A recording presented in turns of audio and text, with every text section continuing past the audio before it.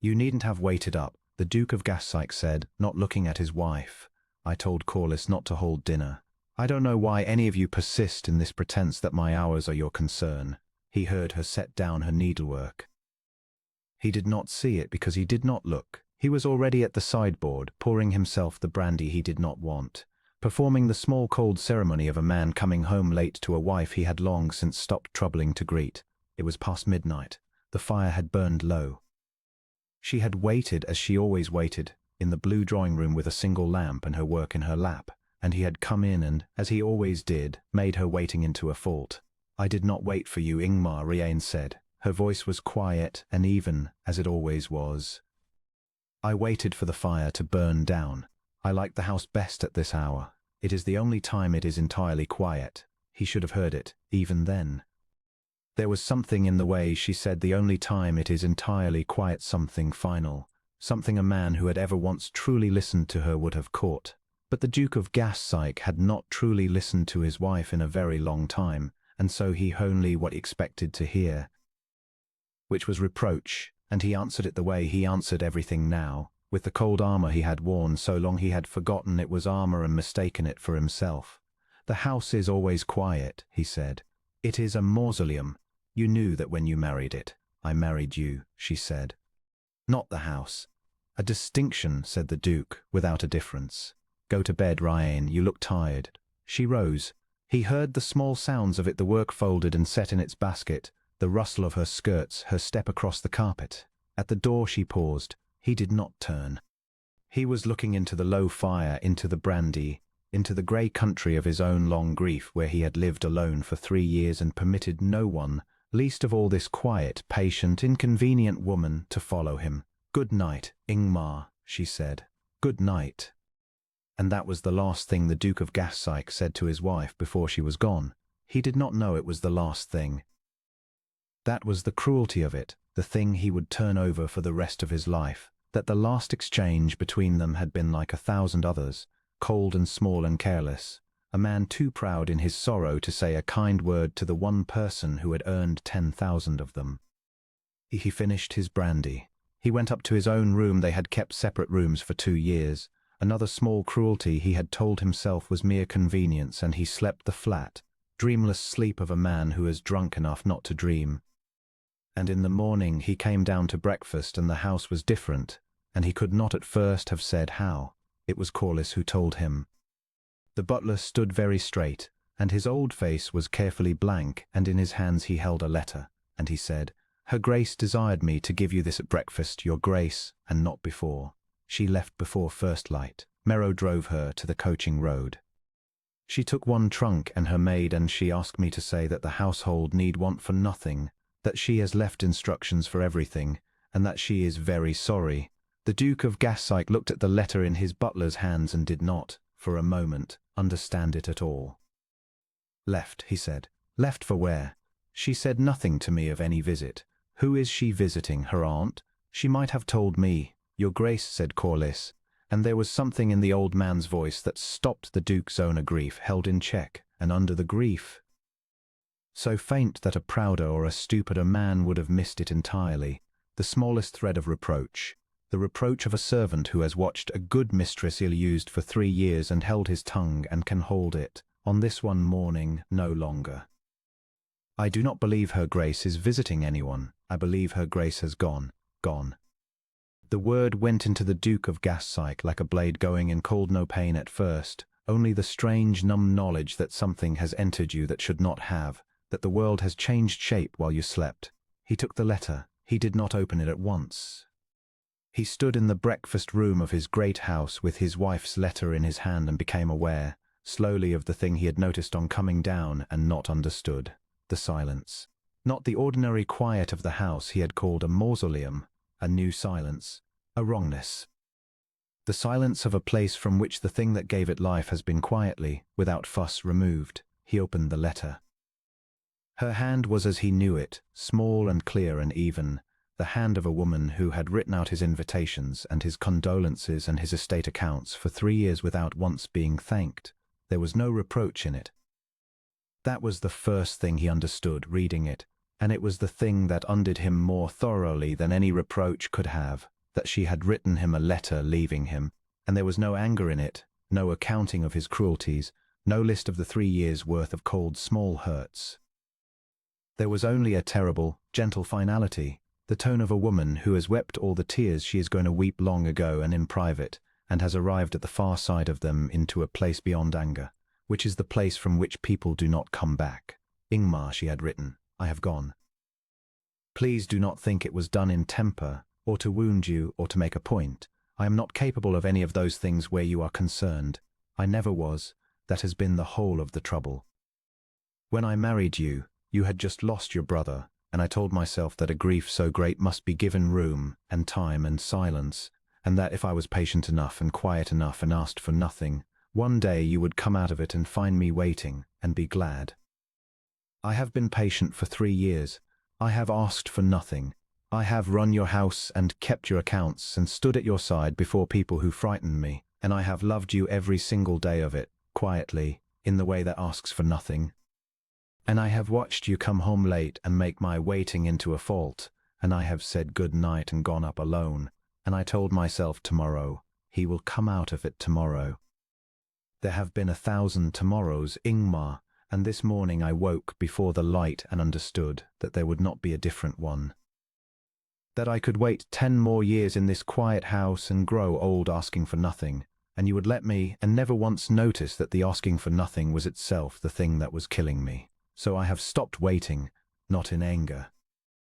In mercy to myself at last, since no one else was going to be merciful to me and I had run out of the strength to keep being merciful to you, the house wants for nothing. I have left every instruction. You will not miss me. You have not seen me in 3 years, and one does not miss what one has already learned to look through. Be well, Ingmar. I hope you find your way out of the grief some day. I am only sorry I could not be the door. The Duke of Gassike read the letter twice, standing at his own breakfast table, and then he read it a 3rd time, and the 3rd time the numbness broke, and what came up under it was so enormous and so unfamiliar that for a moment he did not know what it was, because he had not felt it in 3 years, because he had walled himself so thoroughly against feeling anything that its return was like return of blood to a limb gone dead unbearable, a flood of pins and fire, the agony of a thing coming back to life that had believed itself safely numb forever. You have not seen me in 3 years, and one does not miss what one has already learned to look through. He sat down. He had to sit down. Corliss moved as if to help him, and he waved the old man off, and he sat at the head of his own table in the terrible new silence and understood, all at once and far too late, exactly what he had done. He had married a good woman in the worst season of his life, and she had given him 3 years of a quiet, patient, undemanding love, the rarest thing in the world, and he had not looked at it. He had been so certain his grief was the largest thing in the house that he had never once considered that there was another person in it, loving him, growing smaller and quieter, and more careful every year under the weight of his indifference. He had called the house a mausoleum. He had made it one, and the woman who had kept a single lamp burning in it, who had waited up not to reproach him, but because she liked the one quiet hour, who had loved him without asking, she had, at last, in perfect silence, without a scene, without a reproach, without giving him even the dignity of a quarrel he could have lost, simply risen and folded her work and said good night and gone. Your Grace, said Corliss quietly. Shall I? Is there anything? The coaching road, the Duke of Gassike said. His voice did not sound like his own. Merrow drove her to the coaching road. Which road, Corliss? Which coach? Where was she going? The old butler hesitated. And then he said the thing that the Duke would remember afterward, as the moment he first understood the full measure of what he had lost for the loyalty of an old servant is a kind of mirror, and in it a man sees himself as he truly is. She did not say, Your Grace, Corliss said. And forgive me, but I do not think, even if I knew, that I could in conscience tell you. Not this morning. Not until I was sure you meant to go to her as a man who had understood what she wrote in that letter, and not as a duke who has merely discovered that his house is inconvenient without her. She has earned that much from this house, Your Grace, whatever she has not earned from. The old man stopped himself. Forgive me. I have said too much. No, said Ingmar of Gassike, and for the first time in 3 years he heard his own voice come out stripped of all its cold armor, bare and shaking and true. No, Corliss, you have said exactly enough. You have said the only honest thing that has been spoken in this house in 3 years, and it took my wife walking out of it in silence to let you say it. God help me, what have I done? He did not ride out after her that morning, though every nerve in him screamed too.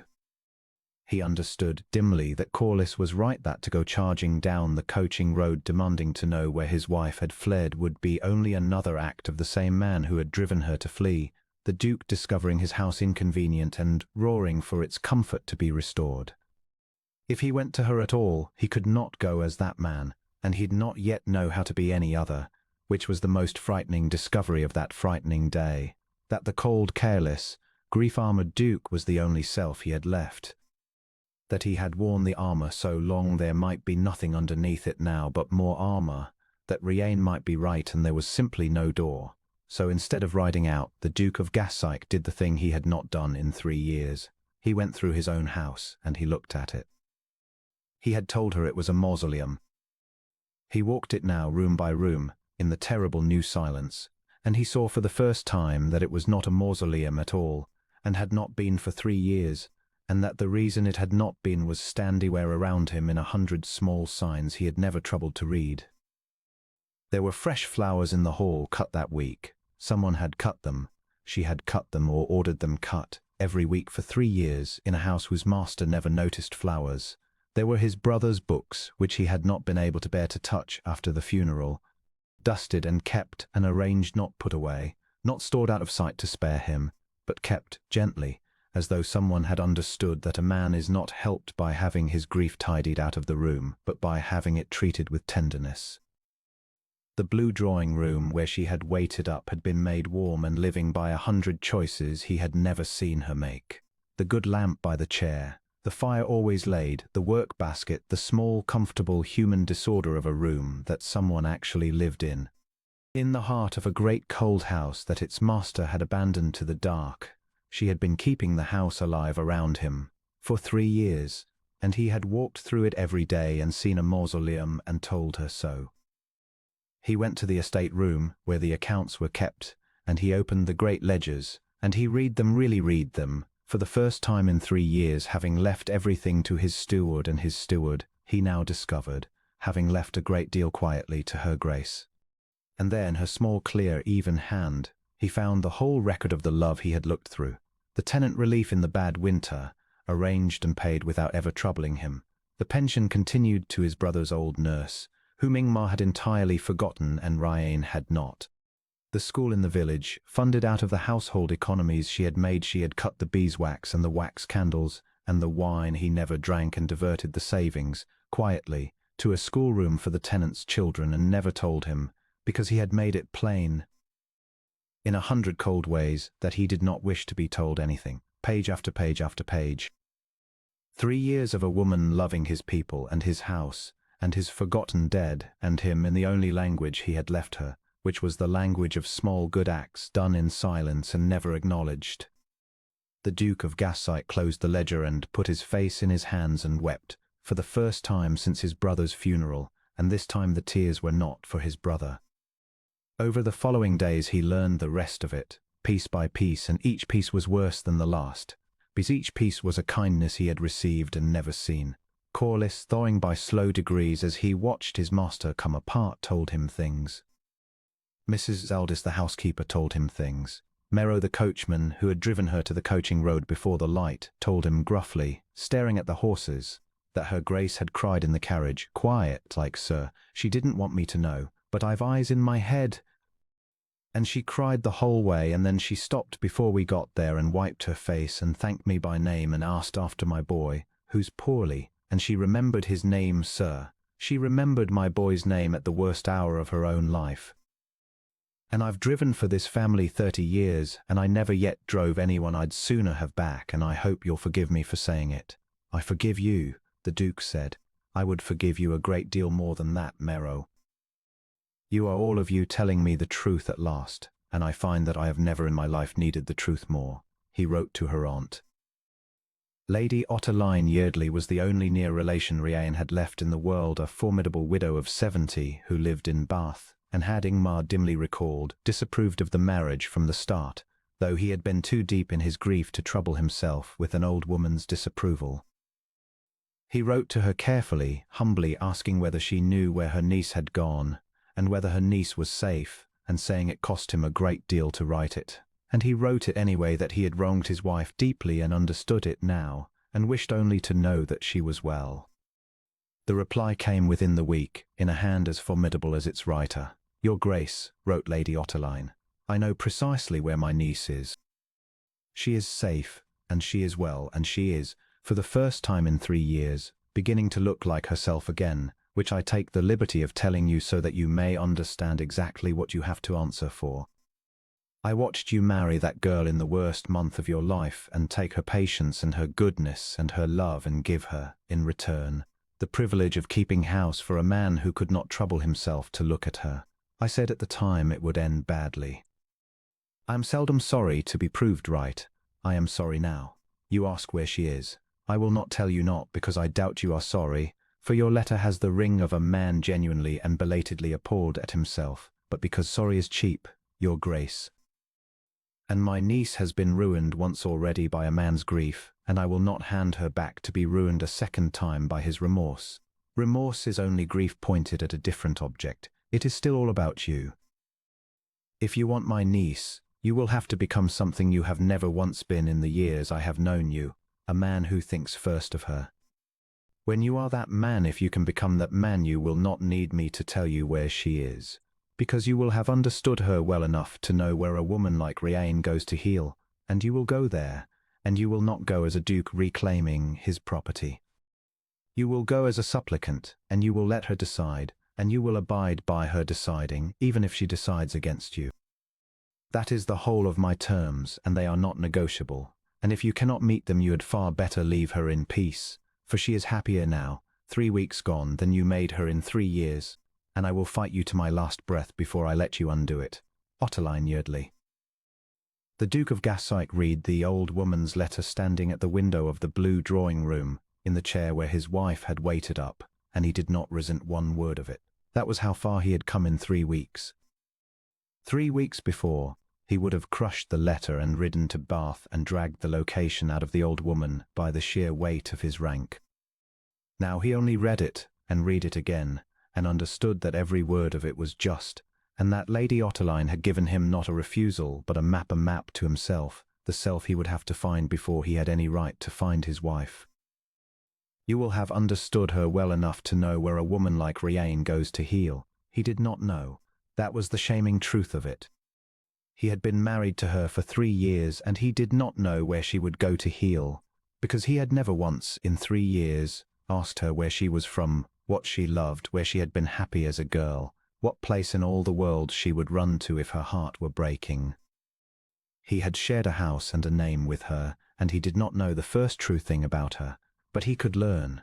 That was the thing that came to him, standing in her chair by the cold window with the old woman's letter in his hand. He could not undo the 3 years. He could not reach back and be kind in 1,000 moments where he had been cold, but he could learn her now at last, the way he should have learned her at the beginning, not from her, for she was gone, but from everything she had left behind, the whole house full of the record of who she was, which he had walked through blind for 3 years and could now, if he had the courage, finally read. Corley said, "I am going to learn my wife. Every letter she wrote that we kept, every book she marked, every choice she made in this house, every person she was kind to. I am going to learn who she is, since I never troubled to when I had her. And when I know her, truly know her, well enough to know where she would go to heal, then I will go there and not before. Will you help me?" The old butler looked at his master for a long moment.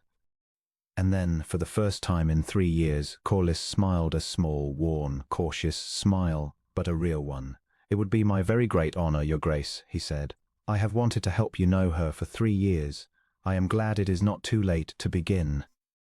There was one place in all of Gassyke he had not been able to make himself go in 3 years, and in the 4th week after Rian left he went to it. He went to his brother's grave. Edmund had been the elder by 2 years. and the better of them by every measure that Ingmar had ever cared about, warmer, easier, more beloved, the sort of man who walked into a room and made it brighter, whom the tenants adored and the servants would have died for, and the whole county mourned as it had not mourned anyone in living memory. Ingmar had loved him with the fierce, uncomplicated love of a younger brother for a golden elder, and had never once, in all their years, envied him the dukedom that would be his, because it had never occurred to Ingmar that the dukedom would be anything but Edmund's forever. The natural order of a world in which Edmund was the sun and Ingmar was content to be a lesser light warming himself at it, and then Edmund had taken a fever, in the space of a single terrible week, and died, and left Ingmar the whole cold weight of the thing he had never wanted and never been prepared for, and the sun had gone out of the county and out of Ingmar's life at a single stroke, and Ingmar had not known how to bear it, and so he had not borne it, he had frozen instead. He had taken the grief and made armor of it, because armor was the only way he knew to survive a wound that size, and he had married Ryan in the very month of it. The match had been half arranged already, a suitable alliance, and in his numb wreckage he had simply let it go forward, because it required nothing of him and he was capable of nothing, and then he had lived 3 years inside the armor and let it become himself.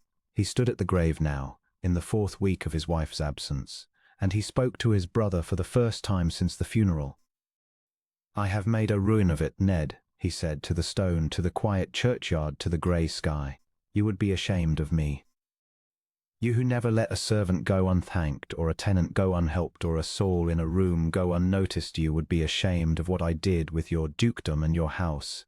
God forgive me, with the good woman I married in the month you died. I took her patience for 3 years and gave her nothing, and called my coldness grief, and made your death an excuse to freeze the whole world out, when the truth is you would have hated it. You would have hated every cold day of it. You would have taken me by the collar and shaken me and told me that the way to honor you was not to turn to stone but to live twice as hard, to love the people you left me to look after, to be," his voice broke, "to be more like you, and I did the opposite. I became the coldest man in 3 counties and called it mourning, and I have only just understood, too late, that a man does not honor the warmest soul he ever knew by making himself into ice." The wind moved in the churchyard yews. There was no answer, of course. There is never an answer. But the Duke of Gassyke stood at his brother's grave and felt, for the first time in 3 years, the grief move in him, properly not the frozen grief that had armored him, but the true grief, the warm, terrible, flowing grief of a man who has loved and lost and lets himself feel it. The grief that hurts because it is alive, and he understood that he had never once, in 3 years, actually mourned his brother. He had only frozen around the wound. The freezing was not grief, it was the avoidance of grief. And it had cost him not only 3 years of his own life, but 3 years of the life of the woman who had married him, who had kept his brother's books tenderly dusted while he could not bear to touch them, who had understood, better than he did, that the dead are honored by tenderness and not by stone. "She kept your books," he told the grave. "Did you know that? 3 years I could not touch them, and she dusted them and kept them arranged, not put away to spare me, but kept gently, so that when I was ready they would be there, warm, waiting. She understood how to grieve you, and I did not, and I never once noticed she was doing it, and now she is gone, Ned. She walked out in perfect silence because I looked through her for 3 years, and I am standing at your grave asking a dead man what to do, because I have made myself so alone that there is no living soul left. I have the right to ask." He wiped his face. "Tell me what to do." "You always knew what to do. You would know now." And in the silence of the churchyard, the answer came to him not from Edmund, for the dead do not speak, but from the whole warm memory of Edmund, from everything his brother had been and everything his brother would have wanted, rising in him at last through the cracked armor. Live. "Love the people I left you. Go to her, not as a duke, as a man who has finally learned what I always knew and you always refused, that people are the only thing. Not the acres, not the name, not the pride, the people. She is the best person you will ever be given. Go and deserve her, or die trying, and either way stop making my death the excuse for your coldness, because I am dead, brother, and I would give the whole of the afterlife for one more warm ordinary day among the living, and you have thousands of them, and you are spending them on ice." The Duke of Gassyke laid his hand flat on his brother's stone, warm palm on cold granite, for a long moment. "Thank you, Ned," he said quietly. "I hear you. I will go to her. And I will grieve you properly from now on, which means I will live and love and be warm and fill your house with the noise you loved. And every time I do a kindness in your name, I will know it is you, still working in the world through the brother you were too generous ever to envy. That is how I will keep you, not in stone, in every warm thing I do for the rest of my life. I should have known it 3 years ago. You always knew it. I am only sorry it took me so long to learn the thing you were born understanding." He walked out of the churchyard lighter than he had gone and not healed, for such things are not healed in an hour, but thawed the first truth or the grief moving in him now as it should have moved 3 years before, and he understood that his journey to Ryan would have to begin here, at his brother's grave, with the proper grieving he had refused for 3 years, 'cause a man cannot go to his wife whole while he is still frozen around an older wound. He had to mourn Edmund rightly before he could love Ryan rightly. The two were the same labour. They always had been. And he had, at last, in the 4th week of his wife's absence, at the grave of the brother he had failed to mourn, finally begun. So the Duke of Gassyke set out to learn his wife, and it was the strangest and most humbling labour of his life. He began with her books. She had a small shelf of her own in the blue drawing-room, unfashionable and much read, and he took them down one by one and found them full of her, not her writing, for she was too careful to write in books, but her attention the pages she had returned to, worn soft at particular passages. The pressed flowers laid between certain leaves as markers. He read the passages she had loved. They were, almost all of them, about patience, and about the small unnoticed loyalties of quiet people, and about love that asks for nothing, and reading them, in the chair where she had read them. The Duke understood that his wife had been teaching herself, year by year, book by book, how to go on loving a man who gave her nothing back, and that she had run out of the lesson at last, and there was no book on the shelf that taught a woman how to keep doing that forever. Because there is no such book, because no one should ever have to, he learned that she had grown up by the sea. He learned it from a letter, one of the few he found among her papers. She had taken most of them, but a few had slipped down behind the drawer, and he read them with her aunt's warning in his ears, going as a supplicant even into her private correspondence, careful, ashamed, learning. The letter was from a girlhood friend, and it spoke of a place called Sladewick, a small fishing town on the northern coast where Ryan had spent her summers as a child with her mother's people, before her mother died, before the money failed, before a formidable aunt and a marriage of duty. The friend wrote of the harbour and the grey beach and the cottage above the strand where they had been girls together, and of how Ryan had once said that Sladewick was the only place she had ever felt entirely herself. The only place that had never once required her to be anything but what she was. The only place that had never once required her to be anything but what she was. The Duke of Gassyke sat very still with the letter in his hands, because he knew, now, reading it, that he had found it the place a woman like Ryan would go to heal, and that he had found it not by asking her, which he could no longer do, but by learning her, which he should have done from the first. Sladewick. She had gone to the sea. Of course she had gone to the sea.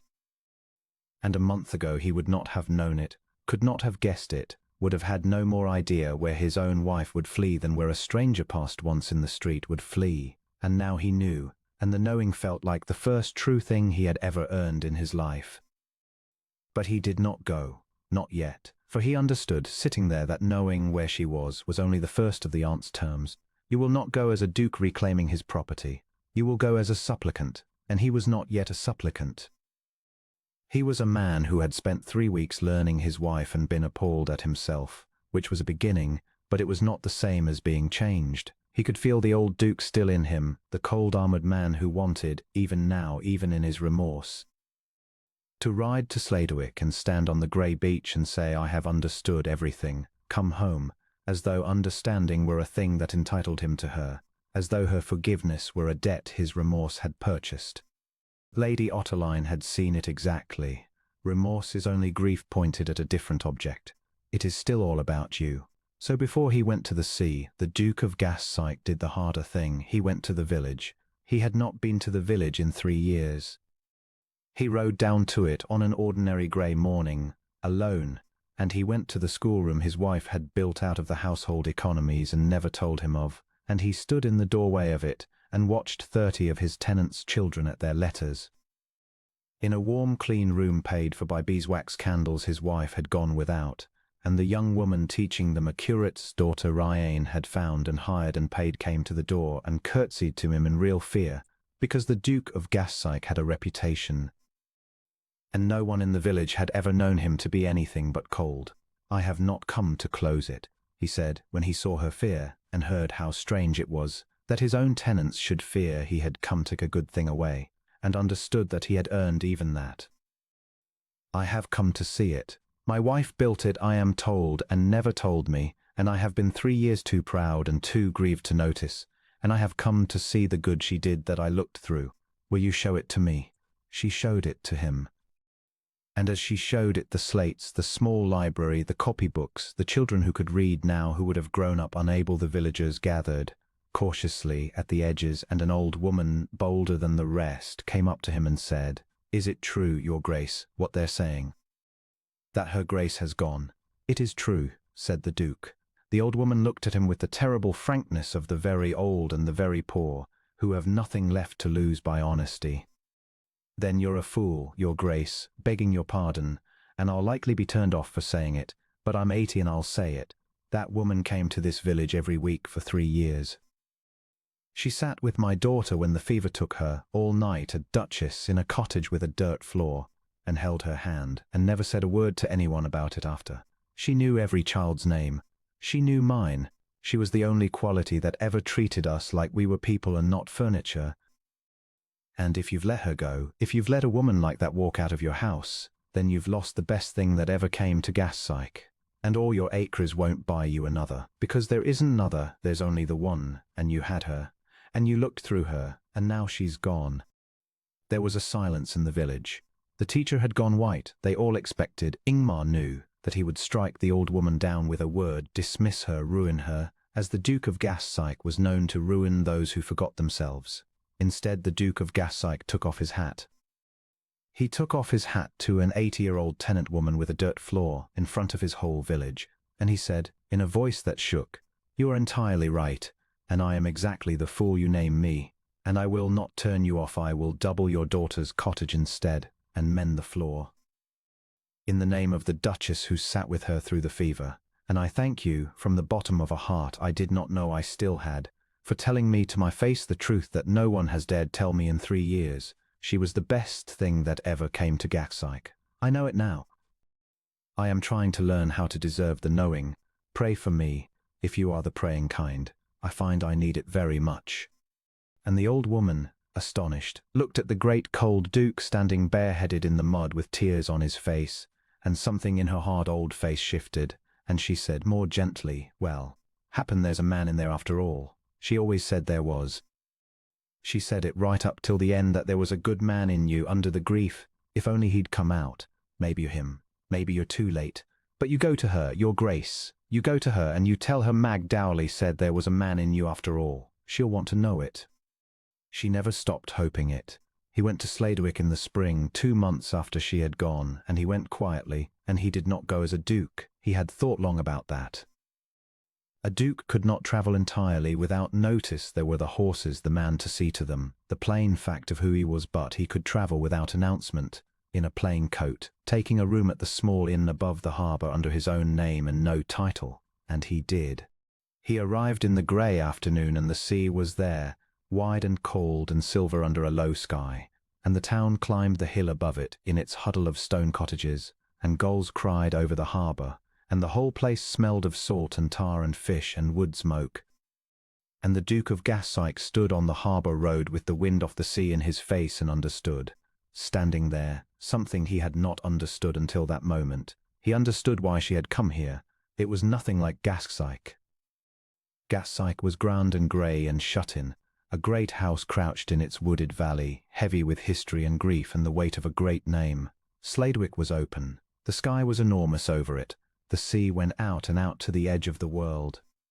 There was no grandeur in it and no gloom, only work and weather, and the plain, hard, cheerful life of people who fished the cold sea and mended nets and knew each other and did not, any of them, know or care that a duke had come among them.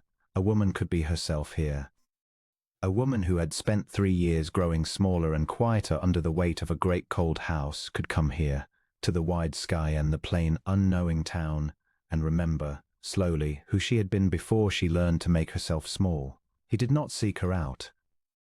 That was the discipline he had set himself, and it was the hardest thing he had ever done. He wanted God how he wanted to walk up through the town and find her and fall on his knees. But he had learned enough, at last, to know that this wanting was still the old wanting, the Duke's wanting, the wanting that thinks its own feeling entitles it to satisfaction. So he held it. He took his room, and he waited, and over the next several days he learned Sladwick the way he had learned his own house, by watching, by listening, by piecing her together from the edges. He learned that she was here. That much he confirmed on the first evening indirectly from the innkeeper's wife, who spoke of the widow Mrs. Yeardley, for Ryan had taken back her own name, and let the town believe her a widow, and the small dishonesty of it went into Ingmar like a blade. That she would sooner be thought a widow than admit to being his wife, who had come in the late winter and taken the old cottage above the Strand that had been her grandmother's, and who kept much to herself but was well liked, and who had already in 2 months made herself useful in the quiet way of a woman who cannot help it, reading letters for those who could not read, writing them for those who could not write, sitting with the sick, teaching a few of the fishermen's children their letters of an evening, because there was no school in Sladwick, and she could not bear to see a child grow up unable to read. Of course, thought the Duke of Gastsyke, sitting alone in the inn with his untouched supper. Of course she is teaching the children their letters. She has been in this town 2 months, and already she is doing here, unasked and unpaid and unthanked, exactly what she did at Gastsyke. It is simply what she is. She does not do good in order to be loved for it the way lesser people do. She does it because she cannot walk past a thing that needs doing, the way water cannot walk past a low place. I lived with that for 3 years, and I called it nothing. I called her nothing. And she has walked out of my house and into a strange town and begun, within weeks, to make it better, quietly asking for nothing, and the town does not even know her real name. He saw her at last on the 4th day. He had gone down to the harbour in the early morning, in the grey before the town was properly awake, and he was standing at the sea wall watching the boats go out when he saw a figure come down the strand below, a woman, alone, walking at the edge of the water where the wet sand shone, her cloak wrapped against the wind, her head bare. He knew her at once. He would have known her among 10,000. He knew the way she walked, though he was ashamed to realize he had never truly watched her walk before, had never seen her move freely, unwatched, unguarded, as she moved now along the edge of the sea. She was different. That was the thing that struck him, watching her from the wall, and it struck him so hard that he had to put his hand on the cold stone to steady himself. She was different. The woman walking on the strand below him was not the woman who had waited up in the blue drawing room with a single lamp and made herself small. She walked with her head up. She stopped once and turned her face full into the wind off the sea, and closed her eyes, and stood so, letting the wind take her hair, and there was on her face, he was too far to see it clearly, but he saw it. He saw the shape of it. There was on her face a thing he had never once put there in 3 years of marriage. There was peace. There was a woman at home in her own life, in her own body, in the wide grey morning by the sea, asking nothing of anyone, wanting for nothing, whole. She was happier now, 3 weeks gone, than you made her in 3 years, her aunt had written. He had read it and thought it cruel. He saw now that it had not been cruel. It had only been true. Here was the proof of it, walking on the strand with her face in the wind. His wife, healed or healing, made whole again by the simple removal of the weight he had been. She did not need him. That was the thing he understood watching her, and it was the most important thing he had understood yet, and it very nearly broke him. She did not need him. She had built a life without him in 2 months that held more peace than he had given her in 3 years. If he went to her now and asked her to come back, he would be asking her to leave the thing that had healed her and return to the thing that had broken her, and only a man as selfish as the man he was trying to stop being could ask such a thing. He stood on the seawall a long time, after she had walked on out of sight around the headland, and he wrestled with it, the hardest wrestling of his life, because the aunt's terms had a final clause he had not fully reckoned with until this moment. You will let her decide, and you will abide by her deciding, even if she decides against you. He had agreed to those terms in his heart weeks ago, in the abstract, when deciding against him was only a possibility. Now he stood above the strand where she walked whole and happy and free, and the possibility had a face and a peaceful bearing and a hair full of sea wind, and he understood that abiding by her deciding might very well mean losing her, that the most loving thing he had learned to do might turn out to be the thing that cost him everything, and that if he truly meant it, if he had truly changed, then he had to be willing to come to her not to win her back, but simply to give her the choice freely, and to mean the freedom all the way down, even to the bottom where it might take her from him forever. Then that is what I will do, the Duke of Gassyke said aloud, to the grey sea, to the crying gulls, to the empty morning. I will give her the choice, and I will mean it. If she is happier without me, then I love her enough to let her be happier without me, and I will go home and be alone in my mausoleum and know that at least at the very end I loved her rightly once, even if it was only once, even if it was only in the letting go. He drew a breath that shook. But I will tell her first. I owe her that. I will let her see the man that Mag Dowley says is in me after all, and then it is hers to decide. All of it. It always should have been. He went to her that evening, to the cottage above the strand, and he went on foot, and he went alone. And he carried nothing and asked for nothing and rehearsed no speech, because he had learned at last that the speeches were part of the old self, the Duke arranging his own performance, and he did not want to perform. He wanted only to stand before her bare, and let her see whatever was there. The cottage was small and white and clean, with a low door and a window that looked out over the sea, and a lamp was lit within, one lamp, and the sight of that single lamp in the window undid him before he had even knocked one lamp, the way she had kept one lamp in the blue drawing-room, because she liked the house best at the quiet hour, and he had made her waiting into a fault. He stood in the dusk with the sea sighing below, and he knocked softly on his wife's door. She opened it. He watched the recognition go across her face, and then the shock, and then this was the thing that broke him, standing on her doorstep, the fear. She was afraid of him, not afraid he would hurt her. She had never been afraid of that.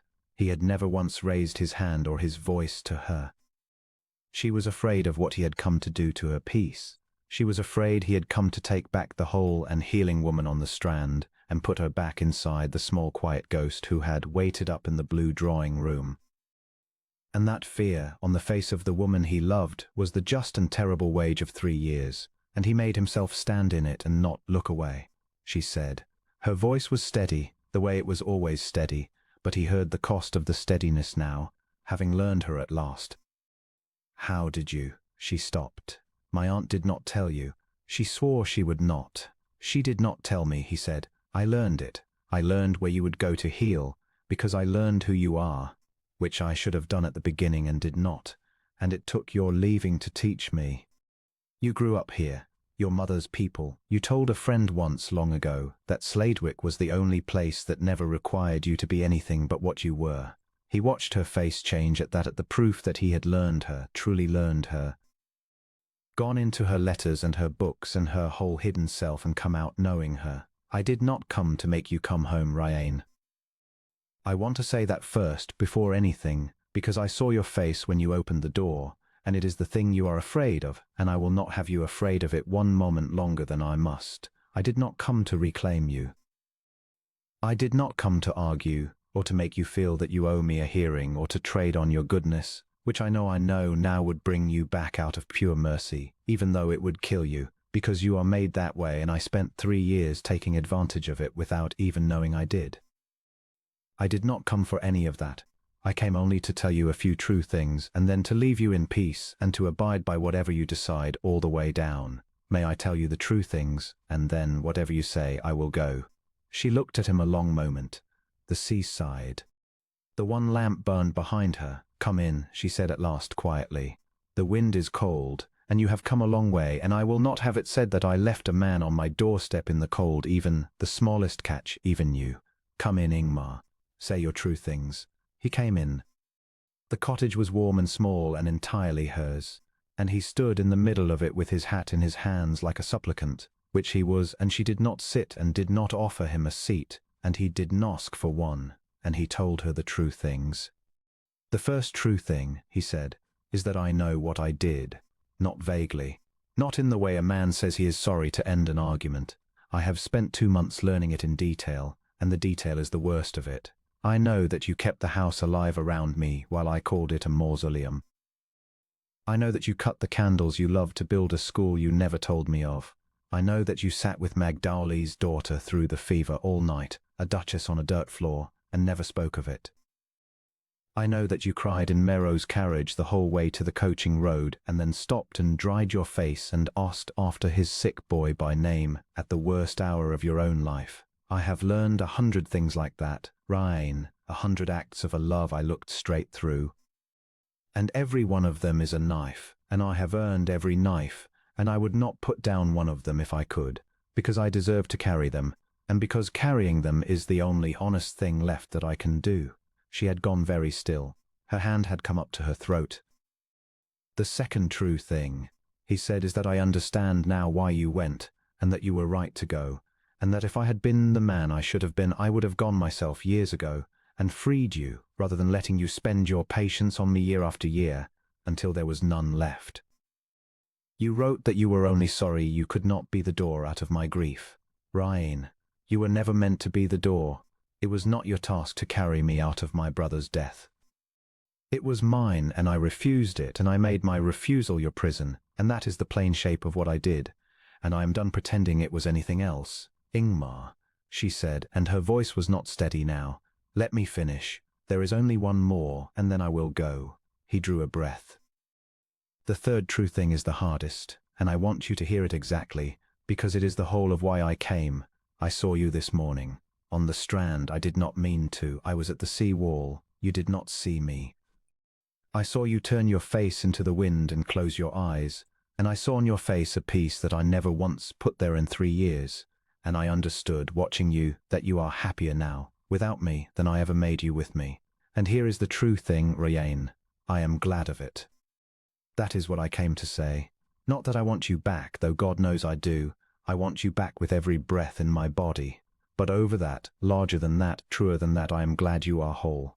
I am glad you have found a place that lets you be what you are. And if the thing that made you whole is being free of me, then I love you enough, I have learned at last, and only just in time, to love you enough to let you stay free. I did not come to take your peace. I came to tell you that your peace matters more to me than my own happiness, which is the one thing I never once made you feel in 3 years. And which I could not bear to let you go on believing wherever you went for the rest of your life. That is all. That is everything. You are free, Ryan. You always were. I only failed to honor it. And now I have told you, and now I will go, and you may decide whatever you decide, and I will abide by it all the way down, even to the bottom. Even if the bottom is that I never see you again. He put his hat on. His hand was shaking.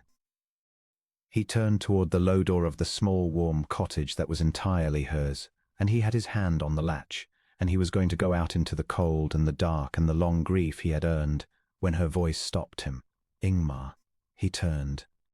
His wife was standing in the middle of the small room, in the light of the one lamp, and she was weeping, not the quiet, hidden, careful weeping of the woman who had waited up in the blue drawing room, but openly, her face full of it, her whole guarded steadiness broken through at last. You have never once, she said, in 3 years said a single one of those things, not one. And you have just said all of them, stand in my grandmother's cottage with your hat in your hands, and then you put your hat on and turned to leave, because you meant it, because you truly came to give me the choice and mean it, and not to trap me into anything. She pressed her hand to her mouth. Do you know, that is the thing. That is the very thing. That you turned to leave. A month ago, 3 years of you would have said the pretty words and then stood there waiting to be forgiven, because the words were for you, they were always for you. And instead you said the true things and put on your hat and reached for the door, because for the first time in your life the thing you wanted was not the point. My peace was the point. And I stood here watching you reach for that latch, and I understood that the man Magdalene swore was in you had finally come out too late. 3 years too late, but out. out at last. And I find, her voice broke entirely, I find I do not want you to open that door. But she did not, that night, ask him to stay. That was the measure of how far Ryan had come. Too for the old Ryan, the patient, merciful, self-effacing woman of the blue drawing room, would have swept the whole 3 years away in the flood of that first weeping and taken him back on the strength of a single good speech, because she was made to forgive and had never learned to make a man earn his forgiveness. The woman in the cottage did not do that. She wiped her face, and she steadied herself, and she looked at her husband with clear eyes, and she said something that the Duke of Gassyke would remember for the rest of his life as the moment he began truly to respect her, not to love her. He had loved her in his blind way all along, but to respect her, which he had never once done. I do not want you to open that door, she said, but I am not going to ask you to stay either, Ingmar. Not tonight. Not to my hearth, not to my life, not yet. Do you understand the difference? You have said all the right things, and I believe you meant every one of them. That is the miracle of it, that I believe you, but I have spent 3 years learning what it costs a woman to build a whole life on a man's good intentions, and I will not do it again, not even for you, not even now. Words are the beginning. They are not the proof. I watched you reach for that latch and mean it, and it moved me more than I can say. But one true reaching for a latch does not undo 3 years, and I would be a fool. I have been a fool once, for 3 years. I am done being a fool to fall into your arms tonight on the strength of it and wake tomorrow having handed my peace back to a man who has, after all, been changed for only 2 months, and by grief, and grief fades. You are right, said Ingmar. He said it steadily, and he found to his surprise that saying it did not cost him what he had feared, that there was even a strange relief in it, the relief of being held to account by someone who saw him clearly. You are entirely right. What would you have me do? She was quiet a moment, thinking, and then she said, stay in Sladewick. Not here, not in my cottage. I will not have that, and the town believes me a widow, and I would keep it so a while longer. Stay at the inn. Stay, and let us begin not where we ended, not as a duke and the wife he overlooked, but here as strangers almost, in a plain town by the sea where no one knows your title and no one will treat you as anything but a man. Court me, Ingmar, properly. The way you never did. We married in a month in your grief for reasons that had nothing to do with either of our hearts, and you never once courted me, never learned me, never troubled to find out who I was before you had my name. Do it now. Walk with me on the Strand. Talk to me. Learn me truly, not from my letters and my books, which I know now is how you found me, and which moved me more than you know, but from me, from my own mouth, the way it should have been done. Let me learn you, the real you, the one under the armor, the one Mag Dowley always swore was there. And let it take the time it takes. Months. As long as it takes for me to be sure, not sure that you are sorry. I am already sure of that, sure that you are changed. All the way down, in the daily small unwatched moments where a person's true self lives. If you are, I will know it, in time. And if you are not, if the old Duke comes back the moment the grief fades or the novelty wears or the town begins to bore you, then I will know that too. And I will thank you for the courtship and send you home, and be no worse than I am now, which is whole. Those are my terms. They are not negotiable. Can you meet them? The Duke of Gassyke looked at his wife standing in the light of the one lamp, setting terms to him as her aunt had set terms, as his own household had at last dared to speak to him, and he understood that he had, in his blindness, married a woman of immense and quiet strength, and spent 3 years pressing that strength down into silence, and that it had risen now, freed by the very leaving that had broken him, into something magnificent, and that she was right and just, and that meeting her terms was not a humiliation but a gift, the gift of being given a road back that he had no right to expect at all. I can meet them, he said. I will meet them, and Ryan, thank you, not for taking me back. You have not taken me back, and you are right not to. Thank you for not sending me away tonight. Thank you for the terms. A month ago I would have thought them an insult to my rank. I know now they are the greatest compliment you could pay me, that you think me capable of earning what I threw away. I will try to be worthy of the thinking. Good night. I will be on the Strand in the morning, if you will have me there, and I will not presume 1 inch beyond what you offer, and I will let it take the time it takes. He stayed in Sladewick through the spring and into the summer. He stayed at the inn, in his plain coat, under his own name and no title, and the town came to know him only as Mr. Gassyke, a quiet gentleman of means who had taken a fancy to the sea air, and who was, everyone agreed, uncommonly attentive to the widow Yeardley, which the town watched with the frank, cheerful interest of a small place with little else to watch, and approved of, because the widow Yeardley was well liked, and it was thought high time some decent man saw her worth, and the Duke of Gassyke courted his wife. He walked with her on the strand in the mornings, and he learned her from her own mouth at last her childhood by this sea, her mother whom she had lost too young, the years of genteel poverty after, the formidable aunt, the marriage of duty into which she had gone with her eyes open and her heart. God help her, already half in love with the grieving proud man she had been given to. He learned what made her laugh, which he had never once heard in 3 years, and which he now discovered was a low, surprised, wholly delightful sound that she seemed almost embarrassed by, as though laughter were a thing she had forgotten she was allowed. He learned that she loved the sea in all its weathers, and that she read poetry aloud beautifully when she thought no one was judging her for it, and that she had opinions fierce, well-considered opinions, on everything from the management of estates to the character of the parson to the right way to gut a herring, which a fisherman's widow taught her, and which she performed, to Ingmar's astonishment and delight, with brisk competence on the harbour wall one bright morning while the Duke of Gassyke stood by holding her shawl and laughing helplessly. He had never laughed with her before, not once in 3 years. He discovered, that summer, that his wife was the best company he had ever known, and that he had shared a house with her for 3 years and never found it out, because he had never once looked at her long enough or listened to her closely enough to let her be anything to him but a fixture of his own grief. The knowledge shamed him, and it also slowly healed him, for a man cannot spend a whole summer walking on a strand beside a woman he is only now discovering to be delightful and remain the frozen thing he was. The armour came off him that summer, plate by plate, not because he willed it off, but because there was no place in Sladwick for it, no cold great house to hold it up, only the wide sky and the plain town and the woman with the low surprised laugh, and under the armour there was, after all, Mag Dowley had been right, Riane had been right. They had all of them been right, and only he had doubted it. A man who could laugh and hold a shawl, and stand corrected on the harbour wall, and be for the first time in his adult life simply happy in the ordinary sunlight beside someone he loved. There was one day in the middle of that Sladwick summer that the Duke of Gassyke would remember all his life as the day he learned exactly how far he had come, and how far he still had to go in a single hour.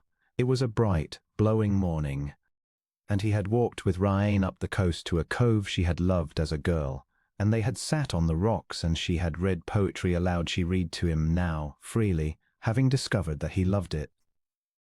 That a man who had once thought poetry an idleness now hung on her voice the way he had once hung on nothing at all, and it had been, until the last quarter hour, the happiest morning of his life. And then, coming back through the town, they had met a party of gentry. They were down from some great house inland, on a jaunt to see the picturesque fishing town, 3 or 4 fine young men and a lady or two, and they were doing what such parties do in such places, being loudly amused by everything, the boats, the plain hard people, the quaint poverty of it all, and one of the young men, catching sight of Riane in her plain cloak with her sea-blown hair, and taking her as the town took her for a fisherman's widow, made a remark. It was not a gross remark. It was worse than a gross remark. It was a careless, amused, condescending remark, the kind that a certain sort of well young man makes about a handsome woman of no consequence, secure that she is beneath the reach of any answer, and it made his friends laugh, and it made Riane's face go still in the particular way Ingmar had learned to read. The stillness of a proud woman absorbing an insult she has no standing to return, and the Duke of Gassyke felt the old self rise in him like a tide. He felt it exactly, and he would never forget the feeling, the cold, towering ducal fury, the instinct to draw himself up and annihilate the young fool with a single word, to say, "Do you know who I am? Do you know who she is?" to crush him with rank, to make the whole laughing party grovel in the mud of the harbour road. It was the old power, the old armour, the old weapon he had wielded so easily and so often, and it rose in him all at once, and for one moment, one dangerous moment, he very nearly used it. And then he looked at Ryan's still face, and he stopped. Because he understood in that one moment that to crush the young man with his rank would be become, again, exactly the man she had left. It would feel like defending her. It would even, in a way, be defending her. But it would be the Duke's kind of defending, the kind that used her insult as an occasion to display his own power, the kind that made even her defense somehow about himself, his consequence, his ability to make lesser men grovel. It was the reflex of the man who had looked through her for 3 years, dressed up now in the clothing of gallantry, and if he let it out here on the harbour road, some part of it would live, and she would see it live. And she would be right to fear that the old Duke was only ever a moment's provocation away. So he did not crush the young man. He stepped forward quietly between Ryan and the party, and he said in the plain voice of Mr. Gassyke, and not the cold voice of the Duke of Gassyke, "You are speaking of my wife, sir, and I think you did not know it, so I will give you the chance to be sorry before I am obliged to be anything else. She is worth more than the whole of your party put together, and if you had the wit to see it you would be ashamed, and if you have not, then your shame is only postponed, for you will meet a woman like her some day, or fail to, and either way the loss will be entirely yours. My wife and I were having the happiest morning of the summer, and I do not propose to let you spend one more minute of it. Good day." And he took Ryan's arm, and he walked her on, and he did not look back, and he did not say, "Do you know who I am?" and he did not crush anyone. And the young man who was not, at bottom, a bad young man, only a careless one, was left standing in the road genuinely ashamed, which is a far more lasting punishment than being crushed, and which the young man would remember and be improved by. Exactly as another young man at another table would one day be improved by another Duke of Gassyke's restraint. Ryan did not speak until they were past the harbour and climbing the hill toward the cottage, and then she stopped and she turned to him, and there were tears standing in her eyes. "You want to destroy him," she said. "I saw it. I saw it in your face, Ingmar the old Duke, the cold one rising up to annihilate a boy for a careless word.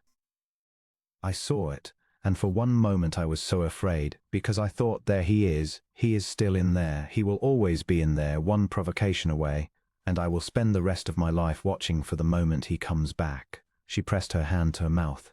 "And then you stopped. I watched you stop. I watched you choose in the space of a breath not to be him. You defended me, God, how you defended me, worth more than the whole party put together. I shall hear it in my sleep for a week, but you defended me as a man defends his wife, not as a duke displays his power. You did not crush him. You did not need to crush him. You have crushed men your whole life. It never once made you larger, and today you chose not to, and it made you larger than I have ever seen you." She was weeping openly now. "That is the proof, Ingmar. Not the sea comes later, I did not know it yet. But today on the harbour road, that is the day I knew. Because the change that matters is not whether a man will do a great thing in a great moment. It is whether, in a small careless moment, when his oldest self rises up with a weapon in its hand, he will choose to set the weapon down, and you set it down. I watched you set it down.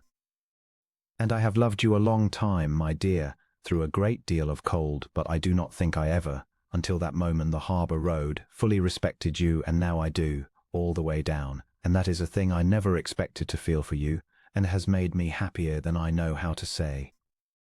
The Duke of Gassyke stood on the hill above the sea with his wife weeping her respect at him, and he understood that he had passed, without knowing it, the truest test of the whole summer not Black Sea, which was to come, but this. The small quiet setting down of the old weapon in the small careless moment, and he understood that a man is remade not in the great hours, but in the small ones, one set down weapon at a time, and that he would have to go on setting it down, every day, for the rest of his life, and that he was, at last, glad to. "I will set it down every time," he said. "As long as I live, I cannot promise it will not rise. It is old, it is deep, it is 30 years of being a duke, and it will rise. But I can promise you that every single time it rises, I will look at your face, and I will remember the harbour road, and I will set it down. That is the whole of what I have to offer you, Ryan, not that I am cured, but that I will choose, every day, in every small moment, to be the man you can respect and not the one you had to leave, every day, one weapon at a time, for the rest of my life." The proof, when it came, did not come the way either of them would have chosen.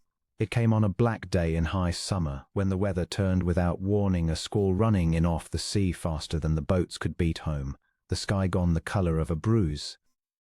The harbour filling with women and old men who stood at the sea-wall and watched the small boats fight for the mouth of it against a rising sea. The Duke of Gassyke was on the strand when it struck, with Riain beside him, and he watched the town's whole life run down to the water in fear. And he watched 2 of the boats come in safe and a third driven onto the rocks below the headland, and he heard the cry go up that the Tolly boat was down, old Sam Tolly and his 2 sons, on the rocks in the sea, with the tide coming and the light failing and no way to reach them from the land. And the Duke of Gassyke did not stand at the sea-wall and watch. Riain would tell it afterward for the rest of her life how her husband, the proud cold Duke of Gassyke, who had once thought a village beneath his notice, stripped off his coat on the strand and went into that black sea with the fishermen. He was a strong swimmer. It was one of the few things his idle grand upbringing had given him that was worth anything, and he had never in his life had a use for it until that hour. He went out with a rope round his waist and 3 of the younger men into water that could kill a man in minutes. And he did not do it as a duke performing a gracious condescension, and he did not do it to be seen doing it by the woman he was courting. He did it because there were men on the rocks, and he could swim, and the arithmetic was that simple. The arithmetic that had governed Riain's whole life, and that he had learned at last from her, that you do not walk past a thing that needs doing, whatever it costs you, because there is someone in the low place and you have the means to reach them. He reached them. It took 3 goes, and the 3rd go nearly drowned him, and he came out of the sea at the last with old Sam Tolly's younger boy under his arm and his own strength entirely gone, and he lay on the strand in the pouring dark and could not stand, and it was Riain who reached him first.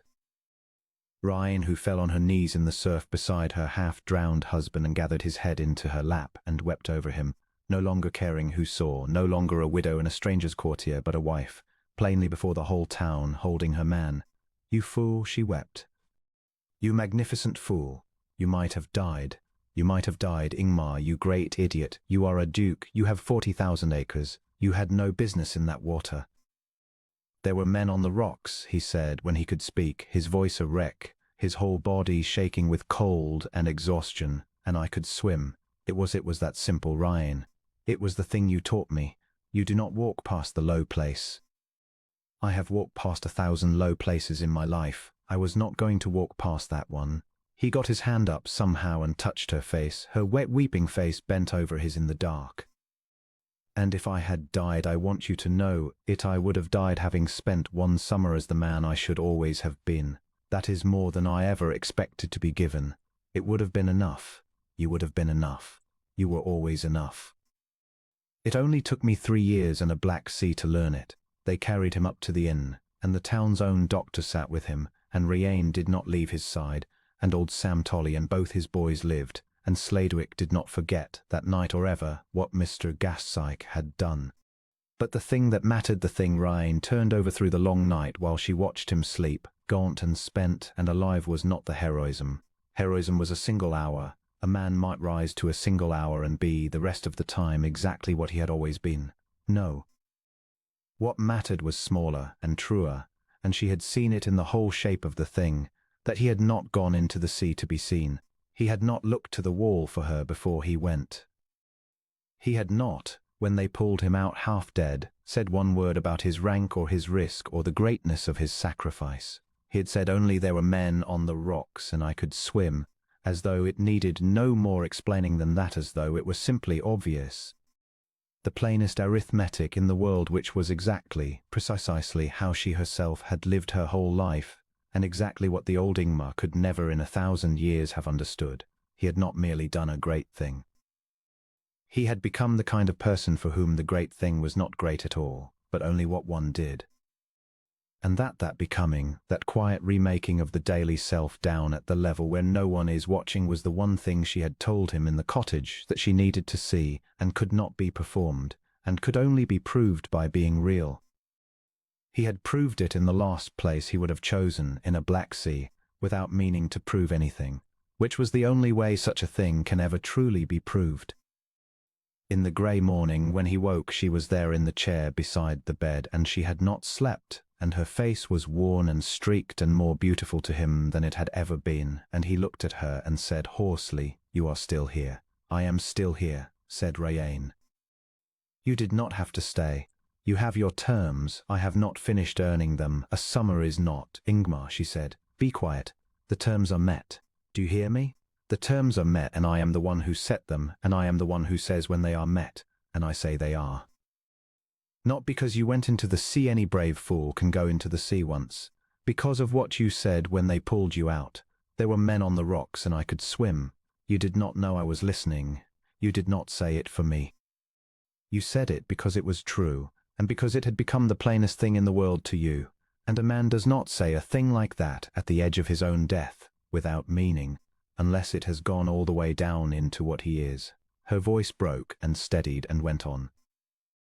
"I have been watching you for 3 years and 2 months, Ingmar of Gasksyke, and for 3 years and 1 month you were a cold, proud, grieving stranger who looked through me, and for 1 month you have been the man I always hoped was in there, and last night, in the dark on the rocks, I finally saw the proof that the man is real all the way down, in the place where no one is watching. So the terms are met. I am done courting. I am done being careful." The tears came freely now, and she did not wipe them. "Come home, Ingmar. Or let us make a home here at Gasksyke, wherever. I no longer care where. I only care that it is with the man you have become and not the one you were. Come home. I have missed you. I have missed you every single day, even the 3 years I spent in the same house as you. Because you were never there, and now you are, and I want you, and I am done pretending I can be whole without the very thing that broke me, because it turns out the thing that broke me was never you, it was only the absence of you, the U-shaped hole where a husband should have been. And the hole is filled now. You came back. You came all the way back. Come home." They did not rush home. That too was different. The old Ingmar would have swept her back to Gasksyke within the week to set the world to rights on his own terms, and this Ingmar, healed enough, no better, let her set the pace of it, and she chose to stay out the summer in Sladewick, so that the town that had learned to love her as the widow Yeardley might learn the truth gently and in its own time. The truth came out. Of course it could not be helped. Once the wife openly nursed the half-drowned gentleman at the inn, and Sladewick received it with the good sense of a place that has seen a great deal of the sea and is not easily shocked by anything the land does. When it was understood that Mr. Gasksyke was in fact the Duke of Gasksyke, and the widow Yeardley in fact his Duchess, and that she had left him and he had followed her and courted her back in a plain coat under a false name, the town did not gossip so much as it approved hugely at length, over many pints, as of a good story that had come out the right way. Old Sam Tolley, who owed the Duke his younger son's life, appointed himself the chief partisan of the reconciliation, and would hear no word against his grace in any tavern on the coast. And Mag Dowley's message, "There was a man in you after all," was delivered by Ingmar to Rayanne on a bright evening on the harbour wall, and Rayanne wept and laughed at once, the only honest way to make a great feeling, and said that Mag Dowley had seen more truly with her old cottage eyes than the whole of London society with all its glasses. They went home to Gasksyke in the autumn. Ingmar had been afraid that the great cold house would close over them again like water, that Sladewick had healed him only because it was not Gasksyke, that the moment they passed under the heavy gate the old Duke would rise in him and the whole grey weight of the place would press his new self flat. He said as much to Rayanne, honestly, on the road north, for they told each other the true things now, all of them, which was itself the whole difference between this marriage and the last. And Rayanne took his hand and said, "We will not let the house make us. We made the mistake before, of letting the house be the master of us. You gave yourself to its grief, and I gave myself to its silence, and between us we let a pile of dictate the shape of our lives. We will not do it again. A house is only a house. We will fill it with what we choose.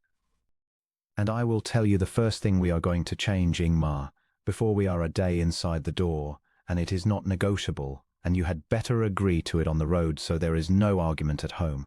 "Name it," said the Duke. "The separate rooms," said Rayanne, "are finished.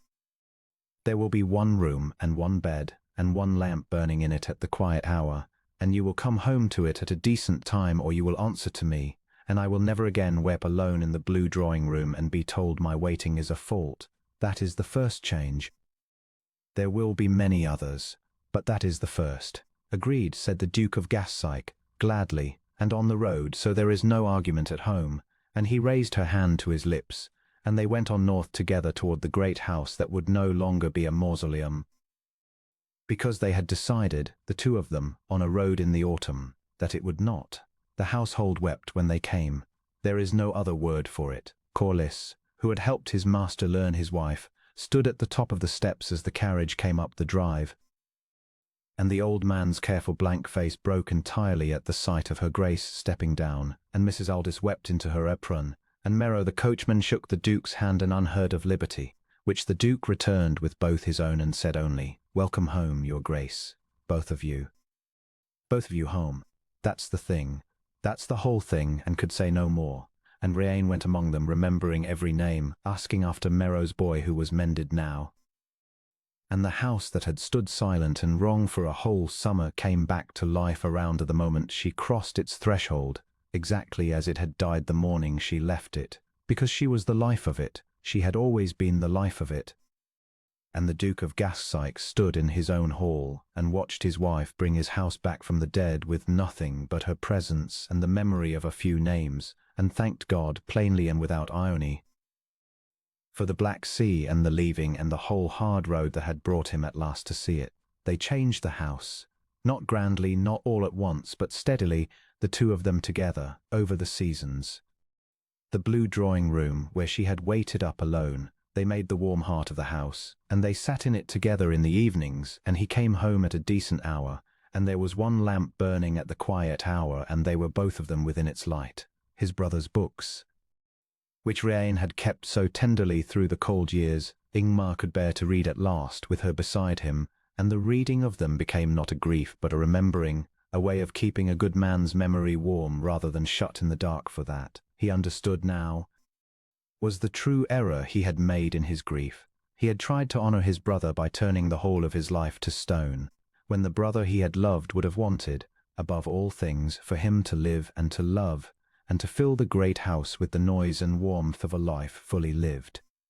He had grieved wrongly for 3 years.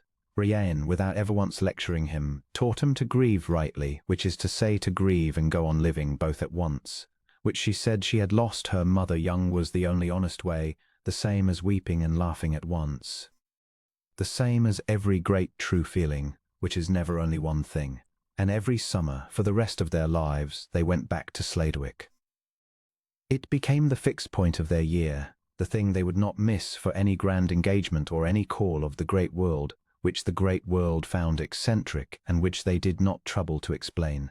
They took the old cottage above the Strand. Ingmar bought it, quietly, from the estate that had held it, and gave it to Riain, the only grand gesture she ever permitted him, because it was not really a grand gesture at all, but only the securing of the place that had healed her. And they went there every summer and were, for a few weeks, simply Mr. and Mrs. Gassyke again, a quiet couple who walked the Strand in the mornings and knew the fishermen by name and sat with the sick and taught the children their letters, and Sam Tolly's younger son, who grew up strong, named his own first boy Ingmar, which the Duke of Gassyke said, weeping openly and not caring, was the only title he had ever been given that he was sure he had earned.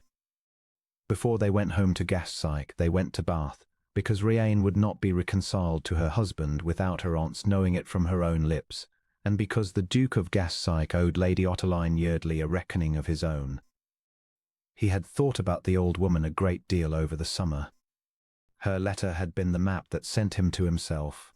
Her terms had been the terms that saved him, and he had come to understand that the formidable widow of Bath had done him, in her fierce refusal to help, a greater kindness than any easy assistance could have been.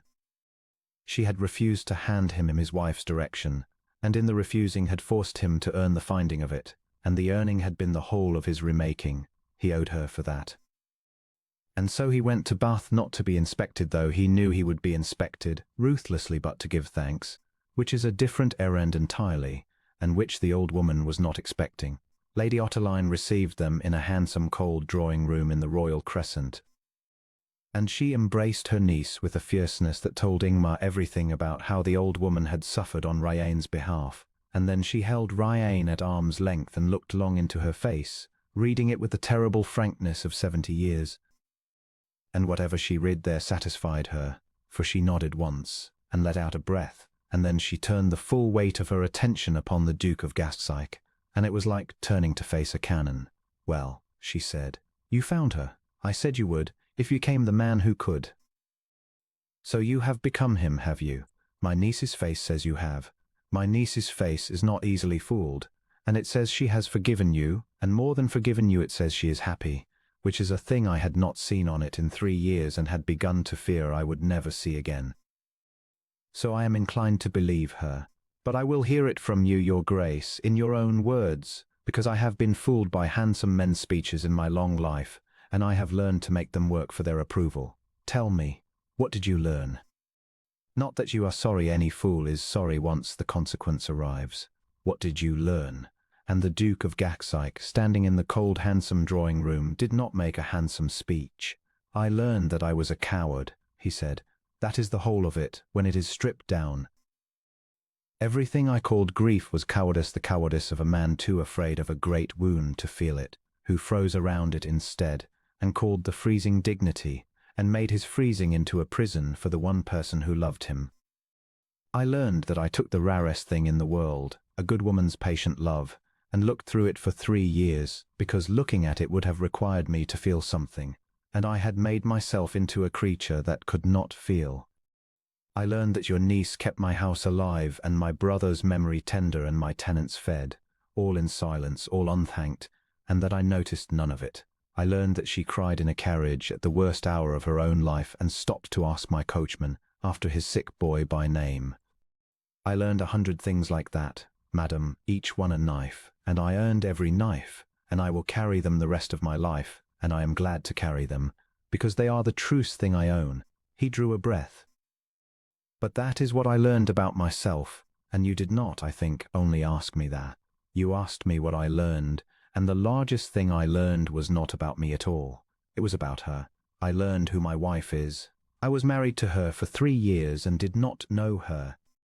And I have spent this summer learning her at last, from her own mouth on a strand by the sea, and what I learned is that she is the strongest and finest person I have ever encountered in my life, in any rank, and that I am not worthy of her, and never will be, and that the only honest response to being given, past all deserving, a second chance at a woman like that, is to spend every remaining day of one's life trying to become a little less unworthy, knowing one will never arrive.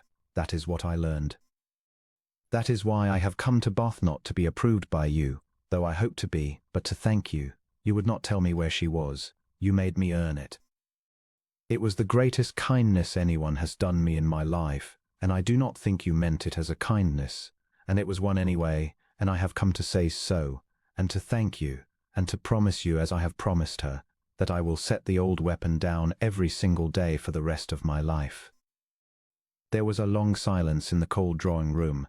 Lady Otterline Yeardley looked at the Duke of Gassyke for a long time, and her fierce old face did not soften all at once, for it was not a face built for easy softening. But something moved in it, slowly, the way a great door moves, and at last she said, in quite a different voice, "You have surprised me, your grace. I did not expect thanks. I expected a speech about your feelings, and I was prepared to be unmoved by it. Instead, you have thanked me for the one thing I did that I feared she would never forgive me for making you work, when half of her wanted me to simply give you the direction and be done. You have understood that the making you work was the whole of it. That is not the understanding of a stupid man or a merely sorry one. That is the understanding of a man who has genuinely learned something." She turned to her niece, Ryane. "I have spent 3 years hating this man on your behalf, and I find, to my very great annoyance, that I am no longer able to. He has ruined a perfectly good hatred by becoming apparently worthy of you. I hope you are satisfied. I shall have to find something else to be fierce about." And then, to Ingmar, with the ghost of something that on a warmer face would have been a smile, "You will do, your grace. God help me, you will do. Now sit down, the both of you, and let an old woman look at her niece's happy face a while longer, for I feared I should die without seeing it again, and I find the sight is worth even the aggravation of forgiving you. They stayed 3 days in Bath.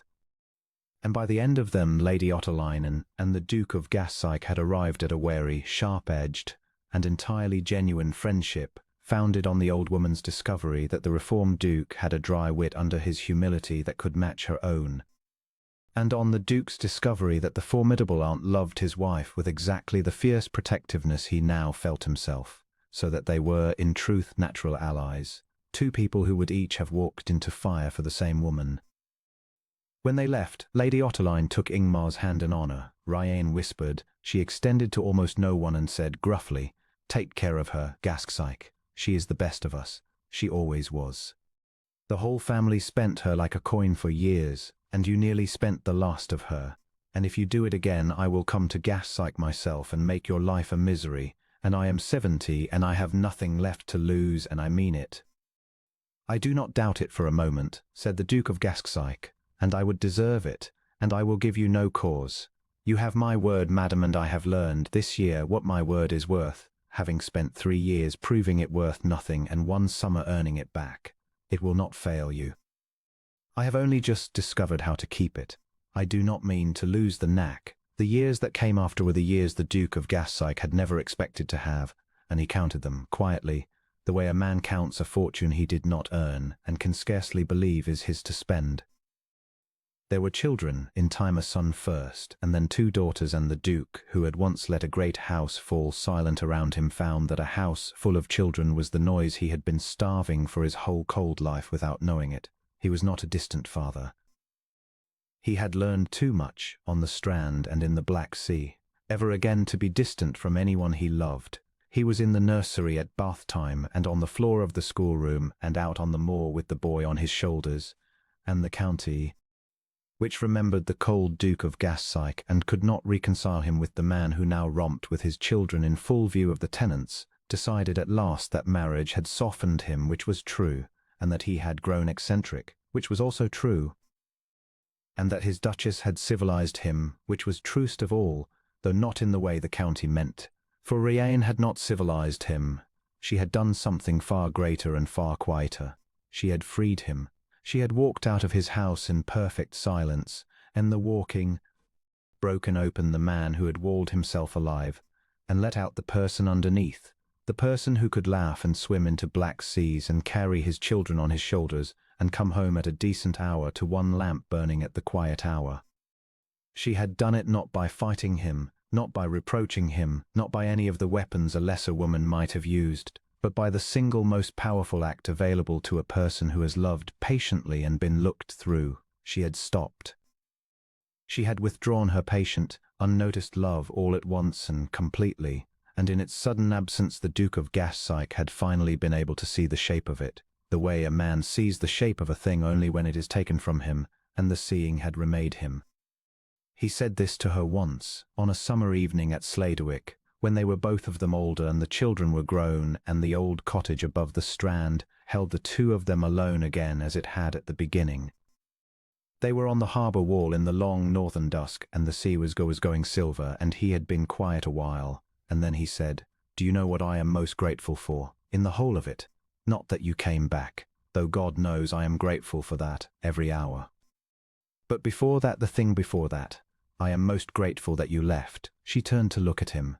"I have thought about it for 20 years, he said, "and I am sure of it now. If you had not left, if you had gone on being patient, gone on loving me in silence, gone on waiting up with your 1 lamp and taking my coldness and asking for nothing, I would never have changed. Never. I would have taken your patience for granted until one of us died, and I would have gone to my grave the cold, proud, grieving fool I was, and never known what I had, and you would have wasted your whole life on the wasting of it. It was the leaving that saved us. It was the silence. If you had raged at me, I would have raged back and been confirmed in my armour. If you had begged, I would have felt myself the injured party and grown colder still. But you did the one thing I had no defence against. You simply, quietly, with perfect dignity, stopped. You folded your work and said good night and were gone in the morning, and you left me a letter with no reproach in it, and there was nothing for the old Duke to push against. No enemy to fight, no reproach to resent, only the silence and the empty house, and the slowly dawning knowledge that I had done this to myself and to you, and that there was no one to blame and nothing to fight and no way out but through the truth. It destroyed me, that silence. You must have known it would. And it was the most loving thing you ever did, though you did it in despair and not in hope. You gave me the one blow that could break the armor without breaking the man, and you did it by walking away without a word, and it destroyed the cold Duke utterly, and out of the ruins of him you got this. Me. Whatever I am now, it all came out of the silence. I owe the whole of my life to the morning you left it. Riane was quiet a long moment, watching the sea, and then she said, I did not know it would save us. I want you to know that, because you make it sound like a strategy, and it was not. It was the end of my strength, plain and simple. I left because I could not stay another day, not because I calculated that leaving would mend you. I had stopped believing you could be mended. That is the truth of it, and I will not dress it prettier. I left in despair, believing I had lost you forever, believing there was nothing under the armor at all. I was wrong. Thank God I was wrong, but I did not leave in hope, Ingmar. I left because I was drowning, and a drowning person does not calculate. She only at the last kicks for the surface. She took his hand, so do not thank me for a wisdom I did not have. Thank me instead for the thing I actually did, which was smaller and truer. I let you come after me. That was the choice that was really mine. I could have refused to open the cottage door. I could have hardened as a woman has every right to harden, after 3 years of being looked through. My aunt urged me to, half of me urged me to, and I did not. I opened the door, and I let you say your true things, and I set my terms and let you meet them, and I took the risk of believing a man could change, which is the most dangerous belief a woman can hold, and the one that has ruined more women than any other. I took that risk on you. That is the thing I did, not the leaving, the letting you back. And I have never once regretted it, not in 20 years, not for a single hour. And that is the thing you may thank me for, because that was a choice, and I made it with my eyes open, and it was the best I ever made. The Duke of Gassyke raised his wife's hand to his lips in the silver dusk on the harbour wall of the town that had healed her, and he said, Then I thank you for the door, for opening it when you had every right to bar it, for believing the dangerous thing, for taking the risk of me, when I had given you 3 years of reasons not to. I will spend whatever years are left to us proving the risk was sound, the way I have spent the last 20, and I will count it to my last breath, the great fortune of my life, not that I never lost you.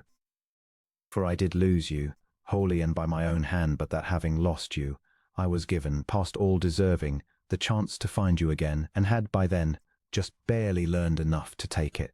They sat on the harbour wall until the light was gone and the first stars came out over the sea, and then they walked back up to the old cottage above the strand, where a single lamp was burning in the window at the quiet hour. Riane had lit it before they went out, as she always did now, not out of loneliness but out of love.